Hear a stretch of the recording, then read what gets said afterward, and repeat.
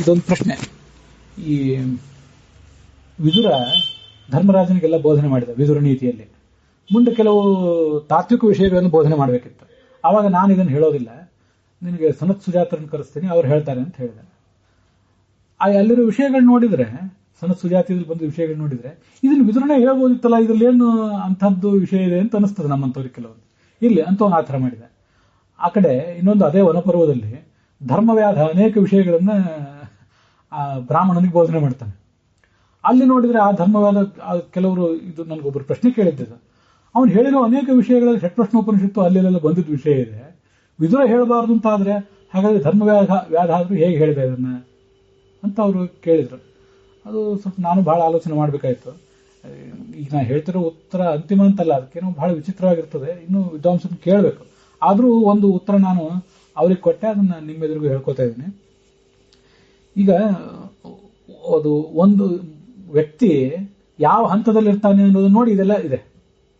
ಈಗ ವಿದುರ ಯಮನ ಅಂಶ, ಅವನಿಗೆ ತುಂಬಾ ದೊಡ್ಡ ಜವಾಬ್ದಾರಿ ಇರ್ತದೆ.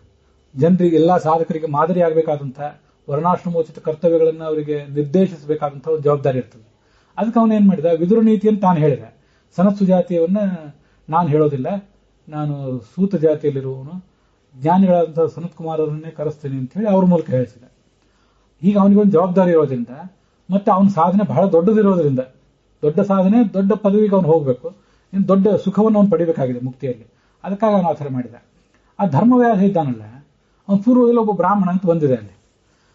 ಪ್ರಾಯ ಅವನು ಆ ಧರ್ಮವ್ಯಾಧ ಏನೋ ಒಂದು ಅಪರಾಧ ಮಾಡಿ ಧರ್ಮವ್ಯಾಧನ ಜನ್ಮಕ್ಕೆ ಬಂದಿದ್ದಲ್ಲ, ಅವನು ಇನ್ನೊಬ್ಬ ಬ್ರಾಹ್ಮಣನಿಗೆ, ದುರಹಂಕಾರಿಯಾದ ತಪಸ್ವಿ ಬ್ರಾಹ್ಮಣನಿಗೆ ಉಪದೇಶ ಮಾಡೋ ಪ್ರಸಂಗದಲ್ಲಿ ಅದನ್ನೆಲ್ಲ ಹೇಳ್ತಾನಲ್ಲ, ಪ್ರಾಯ ಆ ಜನ್ಮ ಅವನಿಗೆ ಮುಗಿತಾ ಬಂದದ ಜನ್ಮ, ಅದು ಸಾಧನೆ ಮುಗಿತಾ ಬಂದದ ಜನ್ಮ. ಆ ಸಂದರ್ಭದಲ್ಲಿ ಅವನು ಏನ್ ಮಾಡ್ತಾನಂದ್ರೆ, ಕೆಲವು ಕಟ್ಟುಪಾಡುಗಳನ್ನ ಮೀರುವಂತಹ ಅವಕಾಶವನ್ನು ಪಡ್ಕೊಂಡಿರ್ತಾನೆ. ಅದೊಂದು ದೈವಿ ವ್ಯವಸ್ಥೆ ಅಂತ ಕಾಣಿಸ್ತದೆ ನನಗೆ. ಯಾಕಂದ್ರೆ ಅವ್ನು ಸಾಧನೆ ಮುಗಿತಾ ಬಂದಿತ್ತು. ಸ್ವರೂಪತಃ ನಾವು ಹಿಂದೆ ಅದನ್ನು ನೋಡಿದ್ದೀವಿ, ಸ್ವರೂಪತಃ ಬ್ರಾಹ್ಮಣ ಮತ್ತೆ ದೈಹಿಕವಾಗಿ ಬ್ರಾಹ್ಮಣ ಅಂತೇಳಿ.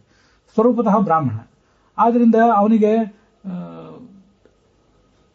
ಒಂದು ಕರ್ತವ್ಯ, ಆ ತಪಸ್ವಿ ಬ್ರಾಹ್ಮಣನಿಗೆ ದುರಹಂಕಾರ ಕಡಿಮೆ ಮಾಡಿ ಅವನಿಗೆ ಉಪದೇಶ ಮಾಡಬೇಕಂತ ಒಂದು ಕರ್ತವ್ಯ ಇತ್ತು. ಮತ್ತೆ ತನ್ನ ವೈಯಕ್ತಿಕ ಸಾಧನೆನೂ ಮುಗಿತಾ ಬಂದಿತ್ತು. ಮುಗಿತಾ ಬಂದಾಗ ಅನೇಕ ಕಡೆ ಅವರು ತಮ್ಮ ಸ್ವರೂಪಕ್ಕೆ ಸಂಬಂಧಪಟ್ಟಂತೆ ಕೆಲಸ ಮಾಡ್ತಾರೆ. ಈ ವಿದುರಂದು ಇನ್ನೂ ಮುಗಿತಾ ಬಂದಿಲ್ಲ, ಇನ್ನೂ ದೀರ್ಘವಾಗಿದೆ. ಇದು ಬಹಳ ಆಶ್ಚರ್ಯ ಕಾಣಿಸ್ತದೆ ನಮಗೆ. ಅದೇಂದ್ರೆ ಅವನು ಧರ್ಮವ್ಯಾಧ, ಅವನ್ಯಾರು, ಈ ವಿದುರ ಯಾರು, ಈ ವಿದುರನ ಸ್ಥಾನ ಏನು, ಇವಂದಿನ್ನೂ ಮುಗಿತಾ ಬಂತಿಲ್ಲ ಅಂತೀರಿ, ಅವನು ಮುಗಿತಾ ಬಂದಿದೆ ಅಂತಂತೀರಲ್ಲ, ಅದು ವಿಚಿತ್ರವಾಗಿ ಕಾಣಿಸ್ತದೆ.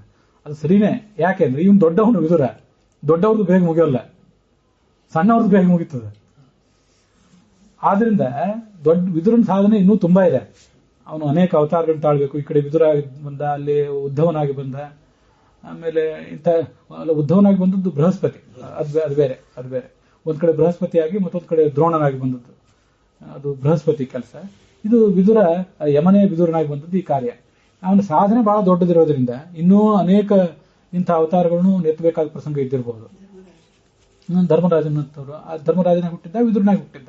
ಇದಲ್ಲದೆ ಇನ್ನೂ ಮುಂದೆ ಹುಟ್ಟುವವರಿದ್ದೀರಿ ನೀವೆಲ್ಲ ಅಂತ ಭೀಷ್ಮರು ಹೇಳ್ತಾರೆ ಅವರಿಗೆ, ಪಂಚಪಾಂಡವರಿಗೆ. ನೀವು ಇನ್ನೂ ಮುಂದೆ ಹುಟ್ಟುವವರಿದ್ದೀರಿ ಕಲಿಯುಗದಲ್ಲಿ ಅಂತ ಹೇಳ್ತಾರೆ. ಮಾತು ಬಹಳ ಮಹತ್ವದ್ದಾಗಿದೆ. ಅದು ಎಲ್ಲಿ ಹುಟ್ಟುತ್ತಾರೆ, ಯಾವಾಗ ಹುಟ್ಟುತ್ತಾರೆ ಗೊತ್ತಿಲ್ಲ, ಅಥವಾ ಹುಟ್ಟಿ ಆಗಿದೆಯಾ, ಅದು ನಾವು ಅಷ್ಟೇ ತಿಳ್ಕೊಂಡ್ಬಿಡ್ಬೇಕಷ್ಟೇ ಅದನ್ನು. ಹಾಗೆ ವಿದುರನ ಸಾಧನೆ ಇನ್ನೂ ದೀರ್ಘವಾಗಿದೆ. ಅಲ್ಲಿವರೆಗೆ ಅವನಿಗೆ ಅವತಾರ ಮಾಡ್ಲಿಕ್ಕೆ ಬಂದಾಗೆಲ್ಲ ಅನೇಕ ನಿರ್ಬಂಧಗಳನ್ನು ತಾನು ಆಚರಿಸಿ ಜನರಿಗೆ ಅದನ್ನು ಮಾದರಿಯಾಗಿ ಇಡಬೇಕಾಗ್ತದೆ. ಅದಕ್ಕೋಸ್ಕರ ಈ ತರ ಮಾಡಿದ. ಆದ್ರೆ ಅವನದು ಸಾಧನೆ ಬಹುತೇಕ ಮುಗಿತಾ ಬಂದಿದೆ. ಆ ಸಂದರ್ಭ ನೋಡಿದ್ರೆ ಹಾಗೆ ಕಾಣಿಸ್ತದೆ. ಅವನಿಗೆ ತಾನು ಯಾರು ಅಂತ ಗೊತ್ತಿರೋದು ಇದನ್ನೆಲ್ಲ ನೋಡಿದ್ರೆ. ಆದ್ರಿಂದ ಅವನು ಬಂದ ಬ್ರಾಹ್ಮಣನಿಗೆ ಎಲ್ಲ ತತ್ವೋಪದೇಶ ಮಾಡಿದ. ವಿದುರ ಅದನ್ನು ಮಾಡಲಿಲ್ಲ. ಆದ್ರಿಂದಲೇ ಈ ವರ್ಣಾಶ್ರಮಕ್ಕೆ ಸಂಬಂಧಪಟ್ಟಂತ ನಿಯಮಗಳು ಕೂಡ, ನಾವು ಅದನ್ನ ದೇಹಕ್ಕೆ ಸಂಬಂಧಪಟ್ಟಂತ ವರ್ಣ ಹೊಂದಿದೆ, ಸ್ವಭಾವಕ್ಕೆ ಸಂಬಂಧಪಟ್ಟಂತ ವರ್ಣ ಹೊಂದಿದೆ ಅಂತ ಹಿಂದೆ ನೋಡಿದ್ದೇವೆ. ಅದನ್ನೆಲ್ಲ ಗಮನಿಸಿದಾಗ ಅನೇಕ ಕಡೆ ಶಾಸ್ತ್ರ ಇರೋದು ಆ ಥರ, ಅನೇಕ ಕಡೆ ಯಾವುದೋ ಒಂದು ವಿಷಯ ಹೇಳಿಬಿಟ್ಟಿರ್ತದೆ. ಇದು ನಾನು ಹಿಂದೆ ಪ್ರವಚನದಲ್ಲಿ ಕೂಡ ಹೇಳಿದ್ದೇನೆ. ಒಂದು ಯಾವುದೋ ವಿಷಯವನ್ನು ಎಲ್ರಿಗೂ ಅಪ್ಲೈ ಆಗೋದು ಅನ್ನೋ ತರ ಹೇಳ್ತದೆ. ಅದು ವಸ್ತುತಃ ಯಾವುದೋ ಒಬ್ಬ ವ್ಯಕ್ತಿಗೆ ಅಪ್ಲೈ ಆಗೋಂಗಿರ್ತದೆ. ಉಳಿದವರೆಲ್ಲ ಇದು ನಮಗೂ ಸಂಬಂಧಪಟ್ಟದ್ದು ಅಂತ ತಿಳ್ಕೊಂಡು ಭ್ರಾಂತರಾಗಿ ಏನೇನೋ ಮಾಡಿಬಿಡ್ತಾರೆ. ಮತ್ತೆ ಯಾವುದೋ ಒಂದು ವಿಷಯ ಈ ಎಲ್ರಿಗೂ ಸಂಬಂಧಪಟ್ಟದ್ದಾಗಿರ್ತದೆ, ಅದನ್ನ ಹೇಳೋದು ಮಾತ್ರ ಈ ನೀನು ಮಾಡು ಅಂತ ಯಾವನೋ ಒಬ್ಬನಿಗೆ ಹೇಳಿದಂಗೆ ಕಾಣಿಸಿರ್ತದೆ. ಈ ಮಕ್ಕಳಿಲ್ಲದೆ ಇದ್ರೆ ಸದ್ಗತಿ ಇಲ್ಲ ಅನ್ನೋ ಮಾತು ಹಾಗೇನೆ. ಮಕ್ಕಳಿಲ್ಲದೆ ಇದ್ರೆ ಸದ್ಗತಿ ಇಲ್ಲ ಅನ್ನೋ ಮಾತು ಯಾವನೋ ಒಬ್ಬ ವ್ಯಕ್ತಿಗೆ ಸಂಬಂಧಪಟ್ಟದ್ದು, ಒಬ್ಬ ಸಾಧಕರಿಗೆ. ಎಲ್ಲಾ ಸಾಧಕರಿಗೂ ಅಲ್ವೇ ಅಲ್ಲ. ಆ ಉಳಿದ ಸಾಧಕರೆಲ್ಲ ಮಕ್ಕಳಿಲ್ಲದೆ ಇದ್ರೂ ಸದ್ಗತಿಯನ್ನು ಪಡ್ಕೊಳ್ಬಲ್ರು. ಅದು ಹೇಳೋ ಮಾತು ನೋಡಿದ್ರೆ ಯಾರಿಗೂ ಸದ್ಗತಿ ಇಲ್ಲವೇನೋ ಅನ್ನುವಂತೆ ಕಾಣಿಸ್ತು. ಆ ತರ ಈ ವರ್ಣಾಶ್ರಮ ವಿಚಾರಗಳು, ಆಮೇಲೆ ಈ ಮಾಂಸಾಹಾರದ ವಿಚಾರಗಳು, ಇವೆಲ್ಲ ಹಾಗೇನೆ. ನೀವು ಮಾಂಸಾಹಾರವನ್ನು ಸ್ವೀಕಾರ ಮಾಡಬಾರ್ದು, ಸಸ್ಯಾಹಾರದಿಂದಲೇ ಯಜ್ಞ ಮಾಡಬೇಕು ಅಂತ ಈಗೇನೋ ಒಂದು ಮಾತು ಹೇಳಿಬಿಟ್ರೆ ಅದು ಯಾರಿಗೋ ಒಬ್ರಿಗೆ ಅನ್ವಿತ ಆಗೋ ಮಾತಿರ್ತದೆ. ಅದನ್ನ ಎಲ್ರಿಗೂ ನಾವು ಅನ್ವಿತ ಮಾಡಬಾರ್ದು. ಹೀಗೆಲ್ಲ ಶಾಸ್ತ್ರ ಇರ್ತದೆ ಅಂತ. ಎಲ್ಲರಿಗೂ ಅನ್ವಿತ ಆಗುವ ಮಾತನ್ನ ಒಬ್ರಿಗೆ ಅನ್ವಿತವೇನೋ ಅನ್ನುವಂತೆ ಭ್ರಾಂತಿ ಬರುವಂತ ಹೇಳ್ತದೆ. ಯಾರೋ ಒಬ್ರಿಗೆ ಬೇಕಾದ ಮಾತನ್ನ ಇದು ಎಲ್ರಿಗೂ ಸಂಬಂಧಪಟ್ಟದ್ದು ಅನ್ನೋ ತರ ಭ್ರಾಂತಿ ಬರುವಂಗೆ ಆ ತರ ಮಾತಾಡ್ಬಿಡ್ತದೆ ಶಾಸ್ತ್ರ. ಅದು ಶಾಸ್ತ್ರ ಇರೋ ರೀತಿ. ಅಂದ್ರೆ ಶಾಸ್ತ್ರ ಹೀಗಾಕಿದೆ ಅಂತ ಅನಿಸ್ತದೆ ನನಗೆ. ಅದಕ್ಕೆ ನಾನು ಹಿಂದೆ ಒಂದೆರಡು ಬಾರಿ ಹೇಳ್ಕೊಂಡಿದ್ದೆ, ಈಗಲೂ ಹೇಳಿದ್ದೀನಿ. ಶಾಸ್ತ್ರ ವಸ್ತುತಃ ಸರಳವಾಗೇ ಇದೆ. ಆ ಕಾಲದಲ್ಲಿ, ಒಂದು ಕಾಲದಲ್ಲಿ ಮನುಷ್ಯನಿಗೆ ಪಕ್ವತೆ ಇದ್ದಾಗ ಎಲ್ರಿಗೂ ಸಂಬಂಧಪಟ್ಟದ್ದು ಯಾವುದು, ವ್ಯಕ್ತಿಗೆ ಸಂಬಂಧಪಟ್ಟದ್ದು ಯಾವುದು ಅಂತ ಸುಲಭವಾಗಿ ತಿಳಿದು ಹೋಗ್ತಿತ್ತು. ಇವತ್ತು ನಾವು ಯಾವ ಸ್ಥಿತಿಯಲ್ಲಿ ಇದ್ದೇವೆ ಗೊತ್ತಾ? ನಾನು ಬಹಳ ಸಲ ಅನ್ಕೊಳ್ಳೋದು, ಶಾಸ್ತ್ರ ಅರ್ಥ ಆಗೋದು ಆ ಕಡೆ ಇಲ್ಲೇ. ನಮಗೆ ವ್ಯಭಿಚಾರ ಮಾಡಬಾರ್ದು, ಮದ್ಯಪಾನ ಮಾಡಬಾರ್ದು, ಧೂಮಪಾನ ಮಾಡಬಾರ್ದು ಅನ್ನೋದು ಅರ್ಥ ಆಗ್ತಿಲ್ಲ ಅಲ್ವಾ? ನಿಮ್ಗೆ ಶಾಸ್ತ್ರ ಹೇಗೆ ಅರ್ಥ ಆಗೋದು? ವ್ಯಕ್ತಿಗೆ ಸಂಬಂಧಪಟ್ಟದ್ದು ಯಾವುದು, ಸಮೂಹಕ್ಕೆ ಸಂಬಂಧಪಟ್ಟದ್ದು ಯಾವುದು ಅನ್ನುವಂತಹ ಗಂಭೀರವಾದ ವಿಷಯಗಳು ನಮ್ಗೆ ಅರ್ಥ ಆಗೋದು ಹೇಗೆ? ಇನ್ನೊಬ್ಬರ ಜೊತೆ ಹೇಗೆ ವ್ಯವಹರಿಸಬೇಕು ಅನ್ನೋ ಎಷ್ಟೋ ವಿಷಯಗಳೇ ನಮ್ಗೆ ಗೊತ್ತಾಗ್ತಿಲ್ಲಲ್ಲ. ತೀರಾ ಸರ್ವಭೂತ ಹಿತೇರತಃ ಮೈತ್ರ ಕರುಣ ಏವಚ, ಎಲ್ಲರ ಜೊತೆನೂ ಅತ್ಯಂತ ಪ್ರಿಯವಾಗಿ ನಡ್ಕೋಬೇಕು, ಯಾರಿಗೂ ಹಿಂಸೆ ಮಾಡಬಾರ್ದು ಅಂತೆಲ್ಲ ಮಾತಿದೆ.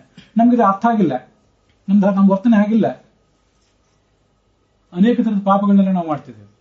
ಹೀಗೆ ನಮ್ಮ ವರ್ತನೆನೇ ಇಲ್ಲದೆ ಇರುವಾಗ, ನಮ್ಮಂದ್ರೆ ಒಟ್ಟಾರೆ ನಮ್ಮ ಸ್ವಭಾವವೇ ಭ್ರಷ್ಟವಾಗಿರುವಾಗ, ಕರಪ್ಟ್ ಆಗಿರುವಾಗ, ನಮಗೆ ಯಾವ ಕಾಲಕ್ಕೆ ಆ ಶಾಸ್ತ್ರದ ಒಂದು ಶೈಲಿ ತುಂಬಾ ಸರಳವಾಗಿತ್ತು ಅದು ಡಿಫಿಕಲ್ಟ್ ಆಗಿ ಕಾಣ್ತಿದೆ ಅಷ್ಟೇ. ವಸ್ತುತಃ ಶಾಸ್ತ್ರ ನಮ್ಮನ್ನು ಮಿಸ್ಲೀಡ್ ಮಾಡಬೇಕು ಅಂತಾನೆ ಹೊರಟಿಲ್ಲ. ಕೆಲವು ಕಡೆ ಆ ತರದ ಉದ್ದೇಶ ಇದೆ, ಇಲ್ಲ ಅಂತಲ್ಲ. ಮೋಹನಕ್ಕಾಗಿ ಇರೋದಂತ ಇದೆ, ಇಲ್ಲ ಅಂತಲ್ಲ. ಅನೇಕ ಕಡೆ ಅದು ಸರಳವಾಗಿದ್ರು ಕೂಡ ನಮ್ಗೆ ಯಾಕೆ ಡಿಫಿಕಲ್ಟ್ ಆಗಿದೆ ಅಂದ್ರೆ ನಮ್ಮ ಸ್ಥಿತಿ ಹೀಗಿದೆ. ನಾವು ಕೆಲವು ಬೇಸಿಕ್ ವಿಷಯನೇ ಅರ್ಥ ಆಗ್ತಿಲ್ಲ. ಅಂಥದ್ರಲ್ಲಿ ಈ ವಿದುರಿಂದಾಗ್ಲಿ, ಆ ಧರ್ಮವ್ಯಾಧದಿಂದಾಗ್ಲಿ ಎಲ್ಲ ಇದೆ ಅಂತ ನನಗೆ ಕಾಣಿಸುತ್ತೆ. ವಿದುರನ ಸಾಧನೆ ದೊಡ್ಡದು, ನಾಳೆ ಅವನಿಗೆ ಮುಕ್ತಿಯಲ್ಲಿ ಸಿಗಬೇಕಾದ ಫಲನೂ ಕೂಡ ದೊಡ್ಡದು. ಆದ್ರಿಂದ ಅವನು ಇಂಥ ಕೆಲವು ನಿರ್ಬಂಧಗಳನ್ನ, ಇನ್ನೊಬ್ಬರಿಗೆ ಮಾರ್ಗದರ್ಶಕನಾಗಿ ಅವರಿಗೆ ಮಾದರಿಯಾಗಿ ಇರಬೇಕಾದಂತಹ ಅನಿವಾರ್ಯತೆಗಳನ್ನು ಹೊಂದಿರ್ತಾನೆ. ಧರ್ಮವ್ಯಾಧನ ಪ್ರಾಯ ಹಾಗಿರ್ಲಿಕ್ಕಿಲ್ಲ, ಮುಗಿತಾ ಬಂದಿದೆ. ಅವನಿಗೆ ಆ ಸಂದರ್ಭದಲ್ಲಿ ಕೆಲವು ವಿನಾಯಿತಿಗಳಿರುತ್ತೆ. ಕೆಲವರಿಗೆ ಮಾತ್ರ ಇರುತ್ತದೆ ವಿನಾಯಿತಿ, ಎಲ್ಲರಿಗೂ ಇರೋದಿಲ್ಲ. ಅಂಥ ವಿನಾಯಿತಿಯನ್ನು ಉಪಯೋಗ ಮಾಡಿಕೊಂಡು ಕೆಲವು ಶಾಸ್ತ್ರೀಯ ವಿಷಯಗಳನ್ನು ಕೂಡ ಆ ಬ್ರಾಹ್ಮಣನಿಗೆ ಅವನು ಹೇಳಿದ್ನೆ, ತನ್ನ ಬಂದು ಬ್ರಾಹ್ಮಣನಿಗೆ ಅಂತ ಹೀಗೊಂದು ಉತ್ತರ ನನಗೆ ಕಾಣಿಸ್ತಾ, ಅದನ್ನ ಹೇಳಿದ್ದೀನಿ. ಕೇಳಿದವರೊಬ್ಬರಿಗೆ ಅದು ಮನವರಿಕೆ ಆಯಿತು. ಆದರೂ ಇನ್ನೂ ದೊಡ್ಡ ಜ್ಞಾನಿಗಳಾರಾದರೂ ಭೇಟಿ ಆದರೆ, ಮತ್ತೆ ಯಾವ್ದಾದ್ರು ಸೆಮಿನಾರ್ ಆದರೆ ಅದು ಹೇಳೋ ಪ್ರಯತ್ನ ಮಾಡ್ತೇನೆ. ನಿಮ್ಮೆದುರಿಗೂ ಕೂಡ ಹೇಳಿದ್ದೀನಿ, ನೀವು ಅದನ್ನು ಗಮನಿಸಿ ನಿಮ್ಮ ಅಭಿಪ್ರಾಯ ತಿಳಿಸ್ಬೇಕು.